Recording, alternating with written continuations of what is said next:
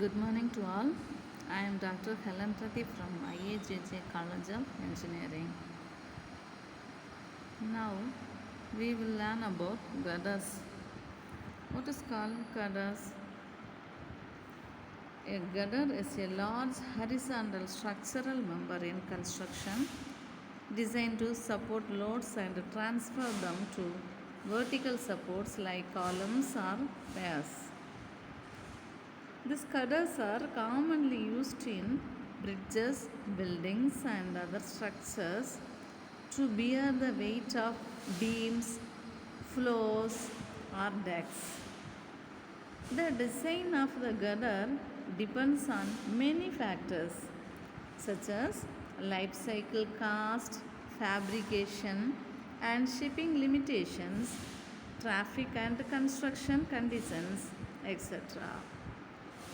These girders have high load bearing capability. They can withstand heavy loads as steel is highly durable. They are responsible for the support function of any structure. Girders carry dynamic loads and rolling loads. This is typical of typical girders. The process starts with careful planning, choosing the appropriate type and design, concludes with the actual construction, followed by inspection and ongoing preservation. Steel beams. Steel girders are a type of steel beams. Girders are collector beams. They are the main horizontal supports of a structure which support the smaller beams. In terms of all girders are beams, but all beams are not girders. Steel girders and beams differ from each other in various aspects. Steel beams are extremely crucial and necessary for the construction any building or structure such as bridges, buildings, etc. They came in a wide range of sizes and shapes. The main function of a steel girder is to transfer the load to the column on which it rests. A steel beam transfers load to the steel girder. This is another key distinguishing factor between a steel girder and a steel beam. Girders are often used for constructing bridges. Some applications of different types of beams and girders. Some types, now we will see some types of girders. Girders in bridges. There are various types of girders used in bridges such as box girders, T girders, I girders and pre-stress girders. Now we will see about I girders. That is I beam. An I girder is a type of structural beam that has a cross-sectional shape resembling the letter capital I. This shape consists of a horizontal flange at the top and bottom with a vertical verb connecting them. The I girder is widely used in bridge construction, buildings, and other infrastructure projects because its shape is efficient in carrying bending loads while minimizing material usage. It is typically made from steel or reinforced concrete depending on the specific design and load requirements. W beam. These are similar to I beams and they are also called as wide flange beams. They have a straight branch and are most often used in residential construction. H beam. These are generally heavier and longer than I beam, appearing like the capital letter H. They have longer branches. Often the term is interchangeably used with I beams, so this can be confusing. At times, H beams have webs and flanges that have the same thickness in many cases. Channels. What are the channels? Channels like one half of the I beam.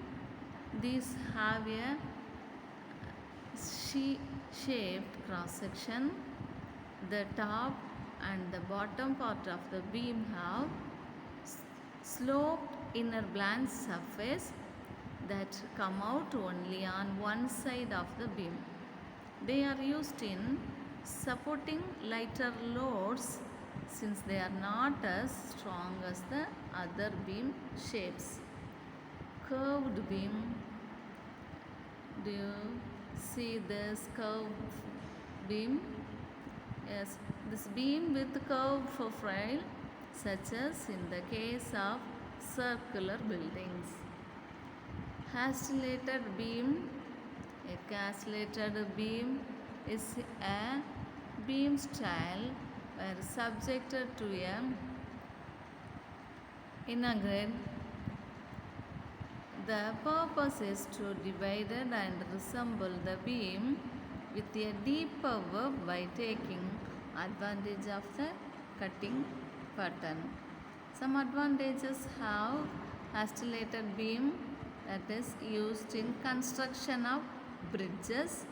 It is used in construction of dams, used in the construction of high-rise structures. Build-up beams.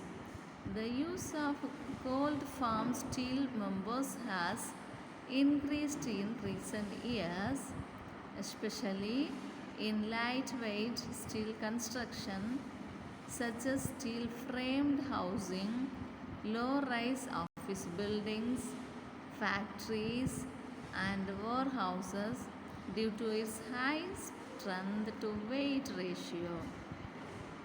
Cold formed steel build-up sections are commonly used as compression members to carry heavier loads and over longer spans when a single individual section is insufficient. Plate girders. Plate girders are usually used to construct bridges that are suitable for short to medium spans and may support railroads, highways, or other traffic.